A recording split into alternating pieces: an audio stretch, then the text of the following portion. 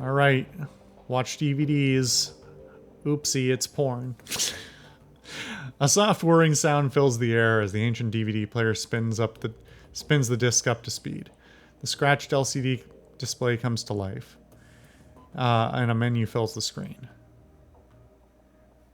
Play track 1. The screen goes black, and a cheerful digital chiming sound spills out of the display's speakers. A crackle of static fills the air, coupled with a shrill electronic whine. After a few moments, the display goes live, and a disheveled-looking man appears on the screen. His eyes glitter with excitement. The timestamp on the screen is 2034-09-15. Adrian Valclair. Hermie, I think we found her. After all this time. Verschwinge, I knew that she wasn't dead. His speech is jittery. You can hear the urgency in his voice. She survived the Dragonfall, just as I've always said. I knew it, and I was right. The screen explodes into static, and the electronic whine in the background sharpens to a needle-like pulse of high-pitched sound. Somewhere in the background, Dante lets out a low whimper. The screen clears, and the excited face is closer to the screen than it was before. The words spill out of him in a breathless tide. Taking a team into the socks to retrieve her. The radiation be damned. We will take appropriate precautions, of course, but we must go. Hermie, I think the body may be nearby as well. Somehow she has survived for all this time. The screen explodes into static again, then clears. The figure flickers across the screen. May not be back for some time. Look after Mom, okay? I worry about her. And Hermie, stay safe out there. I know that things are heating up in Berlin, and I know you. Student protests, civil uprising, you'll be in the middle of it, I'm sure. Just stay safe, all right? And I'll do my best to do the same. I don't know what's going to happen when I step into the socks, but I do know one thing. If the Firewing is still a danger, I will put an end to her, once and for all. The display goes black and the background whine fades away. A moment later, you find yourself deposited back at the menu screen. Play track 2. The screen goes black for a moment, then a figure appears on the screen. Your late client, Green Winters. His elbow is planted on the table that he's seated at, and his chin rests on his palm. The other hand is wrapped around a bottle of cheap whiskey. The timestamp on the video reads 2053-1225. Wow, that's a picture we haven't seen before. It's also slightly different art style than some of the others. Anyway, found the message Adrian left me all those years ago. Got it cleaned up the best I could. Strange hearing his voice again. He pauses to take a long pull on the bottle. It's good to hear him, even if he did insist on calling me Hermie. Dr. Adrian Valclair, the hero of the people, the Dragon Slayer. My brother. He grimaces and rubs his eyes. Hard to believe it's been almost 20 years. Alright, so I'm going to start recording these DVDs again. For me, for Adrian, for whoever might wind up watching them. Every time I do this, it winds up feeling like a waste of time, but I keep doing it anyway, on the off chance that I'll find something important. If I stumble into the clue that leads me to my brother, I know that I'm going to want it on film. I've been doing this for almost 20 years now, after all. No sense in quitting now. Christ, 20 years. All this time and still no leads. Even with all my contacts and my resources. He takes another long swallow of cheap liquor. Even with my legendary bullheadedness, I've made no progress at all. I haven't turned up a single goddamn thing. Want to hear something funny? The closest I've gotten to a clue was a rumor. Apparently, a team emerged from the socks a while back. Nobody's clear on the date, but get this. He leans into the camera and gives a conspiratorial wink. Supposedly, they vanished without a trace. He upends the bottle, drains it, slams it back down to the table. His eyes are rimmed with red. Not much of a rumor, considering. I already know that you're gone, big brother. I live with that every day. Abruptly, Winters leans forward and reaches for something off-screen. The display goes black. A few seconds later, the main menu returns. Play track 3. There is a grinding sound from the DVD tray, and Green Winter's image appears on the screen. There is an eager look on his face. The timestamp on the video reads 2054-10-12. Stumbled upon this archival footage of Furshwinga's original attack. Months before the Dragonfall. Easy to forget how devastating it was. Adrian saved a lot of people by bringing her down. I've got the footage all queued up to play, starting it now. Additional comments to follow. The slow whir of the DVD player shifts to a high-pitched whine. A distorted, wavering image blooms into being on the screen. A timestamp in the upper right corner of the screen marks the date. July 6, 2012. Oh, this isn't. I didn't expect this. It's difficult to make out what you're seeing at first. The scene is dark and smoky, and the telltale flashes of emergency vehicle lights flicker on the periphery of the screen. The camera pushes in, and you can make out two figures standing in a ruined landscape. All at once, the sound cuts in. Again, for those of you just joining us, we're coming to you live from Stolberg. A few hours ago, the Dragon Furshwinga launched an unprovoked attack on this sleepy Haas mountain town, and you can see the results behind me. Fire, ashes, and blood. We are joined tonight by a survivor of this latest and most horrifying attack. The reporter turns to face a pale man standing behind him. Sir, I understand that you've been through a terrible ordeal. Thanks for taking the time to speak with us tonight. The camera switches focus to a middle-aged man with a haunted look in his eyes. He stammers out a reply. Yes, of course. If you could, sir, could you please tell the people at home about your experience of the attack? It was horrible. Just pure chaos. So many people are dead. People I knew. Roasted alive or trampled to death trying to escape. My own house was burned to the ground during the attack. My family, we have nothing now. You all made it through the attack, though. Your wife, your kids? Yeah, we all made it, thank God. We rode out the attack in a small shelter. Me, my wife, and our 2 daughters. The shelter, it protected us, but the heat was just unbearable. We couldn't have stayed in there much longer than we did. How long were you holed up in there? 3, maybe 4 hours? I don't know.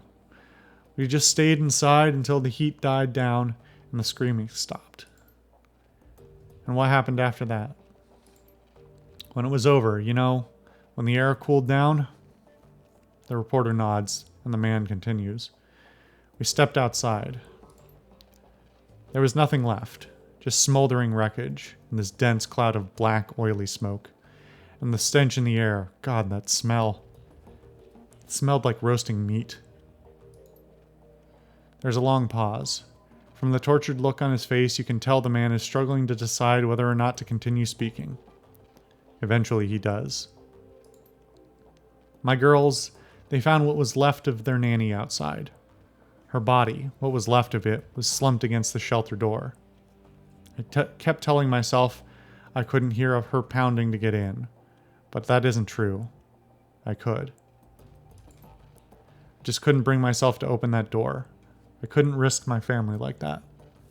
Not for her, not for anyone. Thank you, sir, for taking the time to speak with us. Yeah. You heard it here, an absolutely chilling account of tonight's attack. Again, the town of Stolzberg has been reduced to ash, another victim of the firewing. Stay with us for more up to the minute reporting on Furshwinga's Reign of Terror. Green Winter's face reappears on the screen. Okay, it's time for a new approach.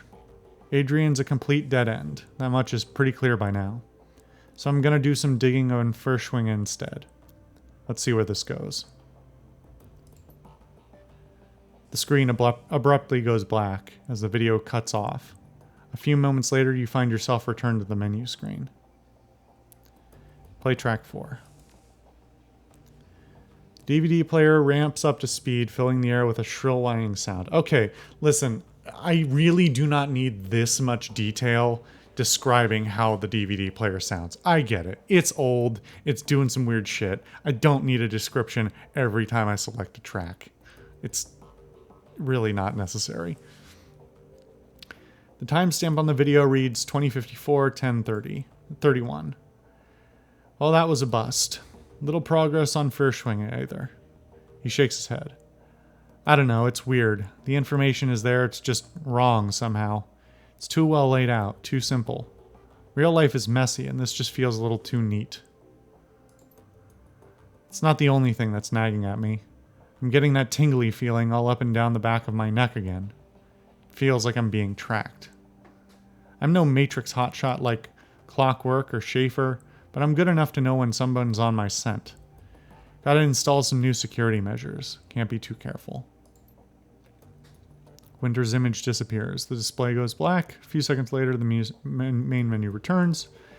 Play track 5. The display goes blank for a moment, then the face of Green Winters winks onto the screen. He is seated at a computer. Off to his left, an enormous monitor fills the screen. His voice carries an edge of panic. The timestamp on the video reads 2054 11:09. Oh, wow. Christ, I'm getting too close to something. There's a... Excuse me. Let me start that over again. Christ, I'm getting too close to something. There's a trail of bodies. There have been disappearances. Gearbox, Marcian, Peregrine, they've all disappeared within the past few years. Gearbox just went AWOL yesterday, and they were all making the same sorts of inquiries about the Firewing that I've been.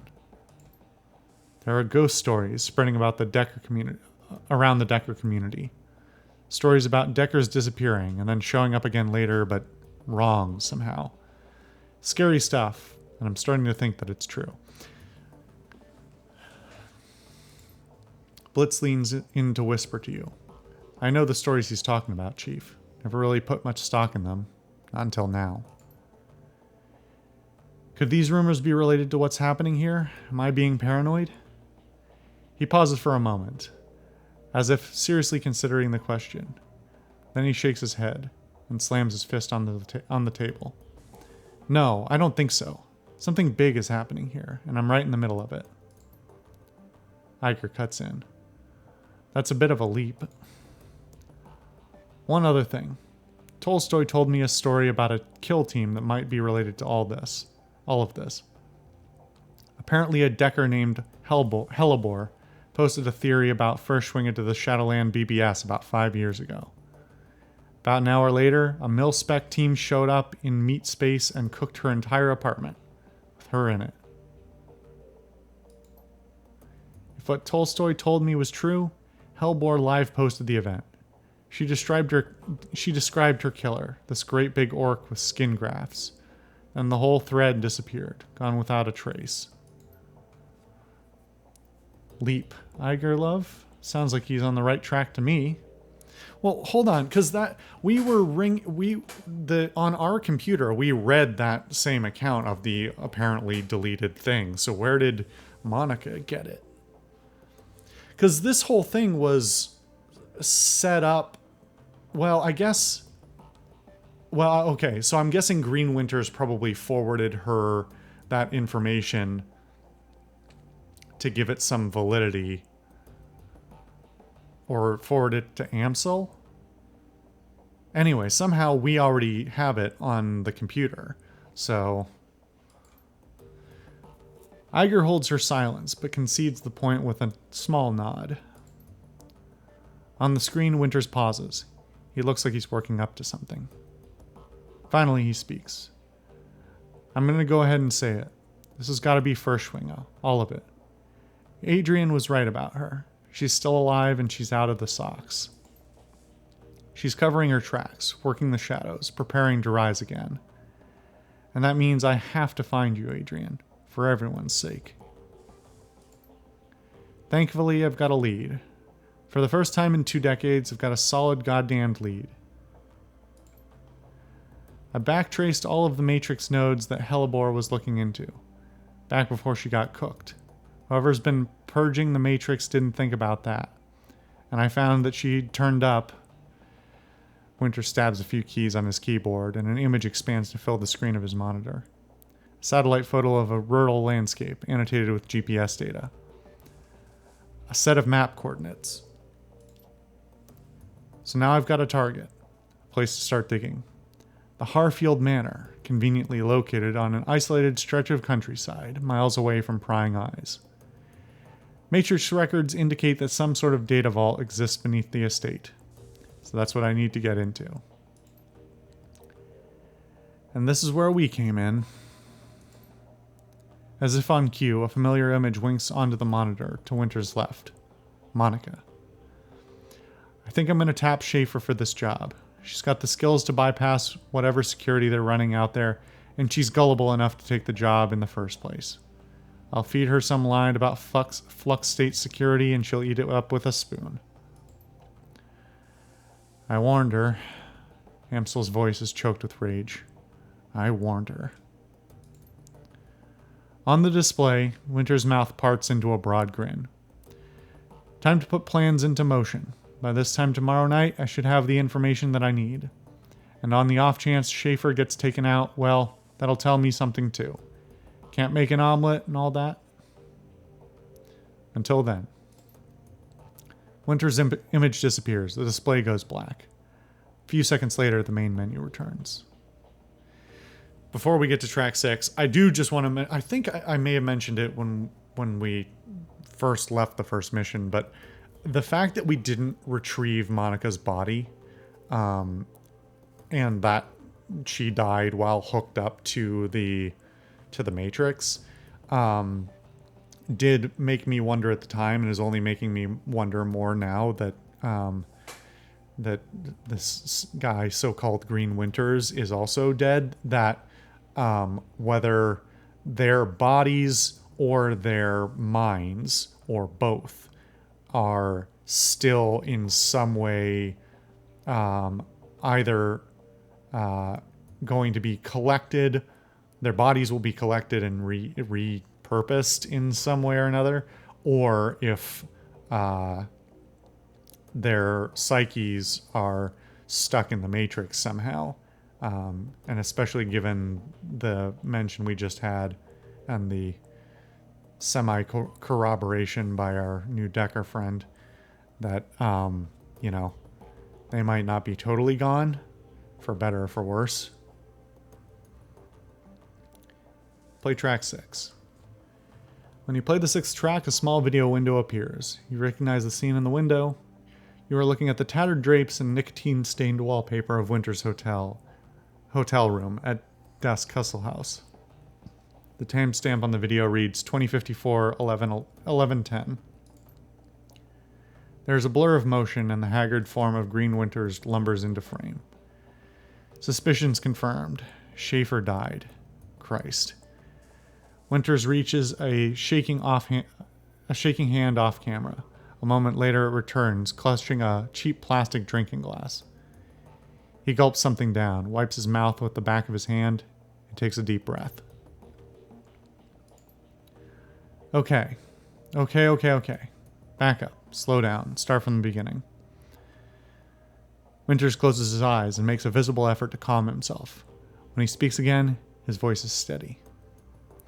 Got the call from my contact in the cruise bazaar. Schaefer killed on the estate run. Matrix security at the estate cooked her brain. Considering Schaefer's skill and expertise and experience, on-site IC must have been extreme, even by Berlin standards. Security of that kind costs money, real money. Given the evidence uncovered so far, corporate involvement unlikely. The connection to the Firewing is too strong. So, let's come right out and say it. The dragon is what we're dealing with here. And the smart money says that she's coming for me next. Well, I won't go down without a fight. I've still got my contacts. Still got my connection. And the flux state can be a hell of a weapon for the man who knows how to manipulate it. Winters takes another long pull from his glass. Grimaces and swallows. Time for me to make my play. Ghost stories or no, missing Deckers or no. I've got to jack into the Matrix. Start pulling strings. The countermeasures that I installed earlier should be more than enough to keep me safe for the 20 minutes I'll be in there. Winters drains the rest of the glass, then tosses it back over his shoulder. A moment later, you hear the dull clattering sound of hard plastic on linoleum. Schaefer's death was tragic. She was a staunch supporter of the F-state, but still, all things considered. Winters fishes for something off-screen. A moment later, his hand reappears, clutching a data jack cable. Better her than me. He plugs the cable into his head, and the screen cuts to static. That doesn't quite line up, given that we pulled these DVDs out of the safe. So he would have plugged the jack in, then gotten up to store the DVDs.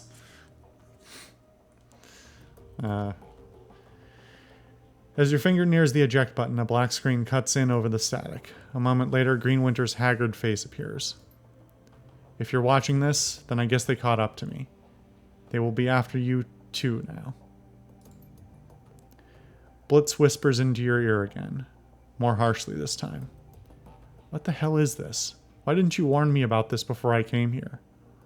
I was wondering about that, since we didn't tell Blitz about the Fire Wing or anything. He was just like, can I join you? We didn't know. Whisper back. We didn't know. Not exactly. Not exactly. I didn't come here to get hunted by a dragon. I'm not even part of this. You are now, whether you like it or not, so quiet down and stop bothering her. Whoever you are, whatever you think you're after, you need to find Dr. Adrian Valclair. Not because he's my brother. Because if Furschwinge is rising again, he's the only one who can stop her. You've seen what happens to people who get too close to this. I'm dead, and dozens of others have died. You'll be next, unless you can find Adrian. The screen cuts back to static. The message is over. The DVD tray slides out of the reader. Well, there's a lot to unpack there. We're going to do that on the next episode. See you guys then.